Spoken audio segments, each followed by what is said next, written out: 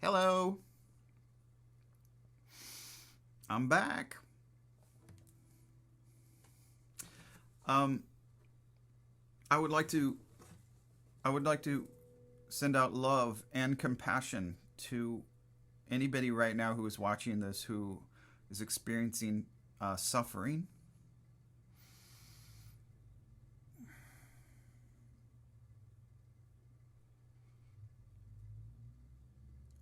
I would also like to express gratitude to you for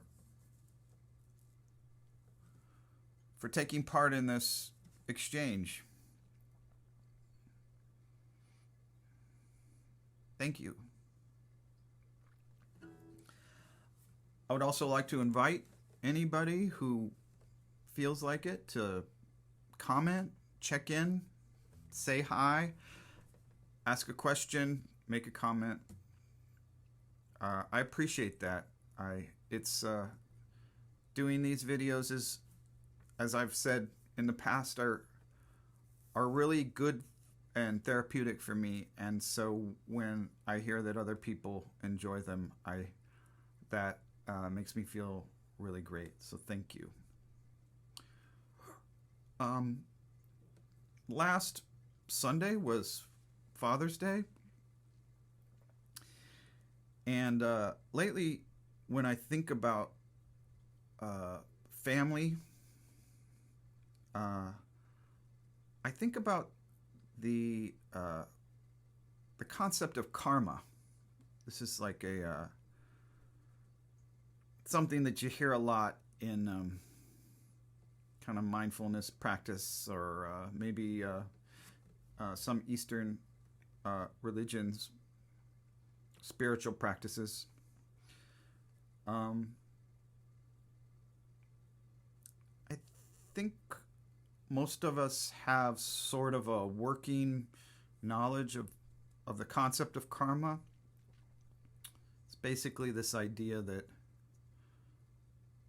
things that you do in your past, and if you believe in even past lives, are affecting what's happening to you now in the present. And uh, as well as things that you do now in the present will be affecting your future. Um, and in theory, future lives, if that's how you believe. Um, when I first started thinking about karma and the idea of it, I think maybe like a lot of people, I reached sort of a wall really quick. And it seemed like kind of a silly concept. And it basically went something like, okay, so if all the stuff that's happening to me now has something to do with something I did in a past life or the past, I can't really control that. And so you're kind of telling me I don't really have a free will, which I find really, I think most of us would feel kind of a little frustrated about. I mean, to some degree, it's a nice excuse for things happening um, when it's convenient, to say, oh, this was bad karma. There's nothing I could have done about this. Um, while at the same time, it kind of makes your life feel kind of futile to some degree, to feel kind of like, well, it doesn't really matter what I do. My karma is going to kind of dictate how my life will go. And so I think understandably karma gets kind of like a bad rap as far as like how people take it seriously. But I'm going to say uh, there's an aspect to karma that I've I've been kind of educated on in the past couple of years, mostly through uh, my teacher, the teacher Ram Dass, who I talked about a lot through just reading and listening to like his podcasts and stuff. Um, and so that little aspect to karma that's important to be aware of, and that completely changes the whole game, is the idea of intention, and that in our lives, deeds that we do, whether good or bad, we're not living in a purely sort of transactional world where like you do something good and then you get something good, or you do something bad and something bad happens to you. The element of intention is really the core factor when it comes to karma. And when we talk about intention, we talk about what's in our heart when we're choosing to do something, almost anything. So this makes sort of the idea of doing a good act. So say, you're walking down the street and you see a person that's homeless or, asking for change, and you decide to give them some money. And now, on a purely transactional level, if we're talking about karma, we're like, okay, you got a guy, gave guy some money, person some money, so that means something good's gonna happen, But like when we employ intention, we look what's inside of us when we decide to give that person money, and what our true intention is. And so, are we doing that to relieve some kind of guilt that we have, that like maybe our life or other parts of our lives we maybe haven't been like so generous or loving or compassionate? Do we feel that by giving we are afforded some kind of agency or license to then criticize others for not doing the same, which both of these scenarios can kind of develop very negative and potentially very destructive sort of waves of behavior and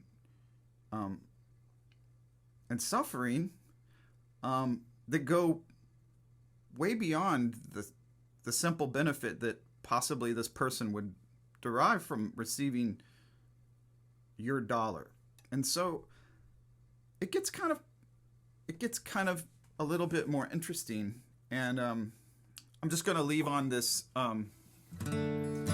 this really great quote that from Ram Dass, and it goes something like, a janitor can be a better janitor than a king can be a king.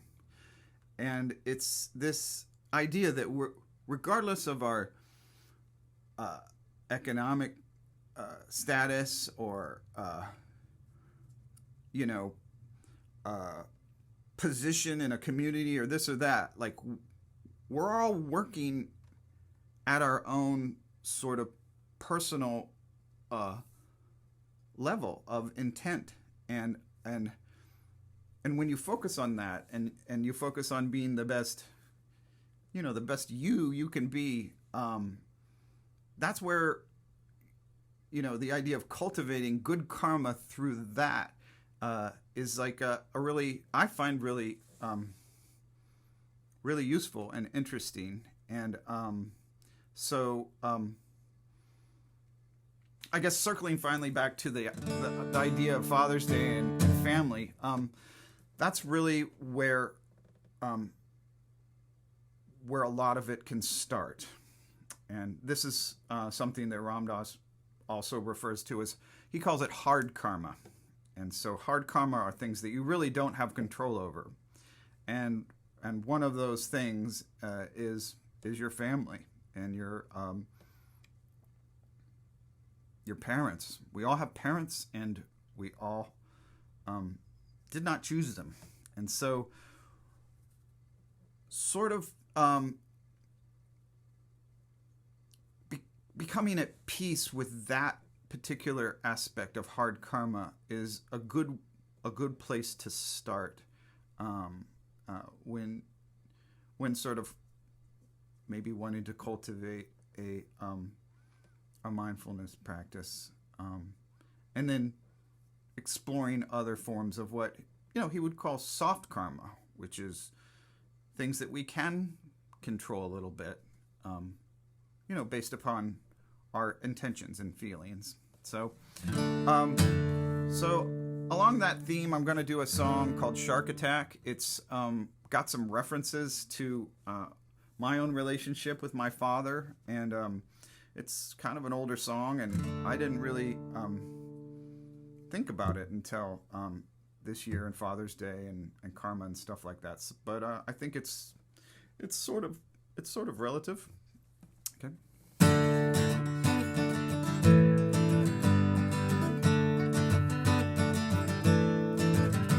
So close I can taste it, and I think I'll go mad. I stick out my tongue, everything just tastes bad. The taste in my mouth sounds a lot like my dad. Says all that I gave you was all that I have. So it's all about words now and how they're distorting. That sound in your head's just a different recording. You look like the one with the yellowy eye. You tell me you need me, I know it's a lie. And that finger's still pointed and it's looking for dust. That bike's still chained up out back covered in rust. I chopped all my wood but forgot to get water. I rise with the sun 'cause I slept with your daughter. Pre-war contact. We all want her back. That great white shark bite keeps bringing me back.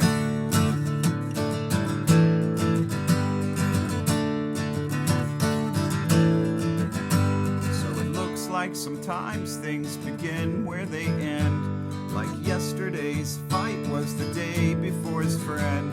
I proofread a lot now before I hit send.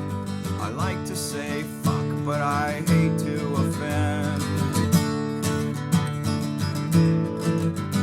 I worked through that minefield so I could get bombed. I took 12 steps toward where I thought I belonged. Spent so much time talking about things that were wrong that I never thought life would be so goddamn long. There's a brick in my oven and there's bread in my lovin', and a whistle just blew and my friends, they're all boarding. I'm nervous, I'm scared, I'm sad, and I'm free. I ask it who's there, it says no one, just me. Pre-war contact. We all want her back. That great white spotlight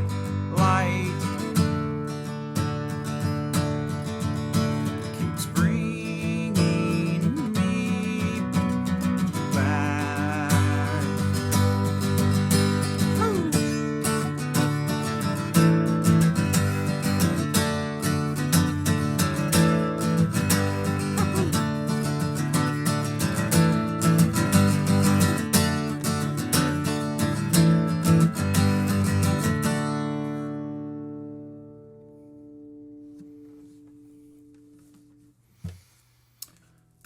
I love you, and until we meet again.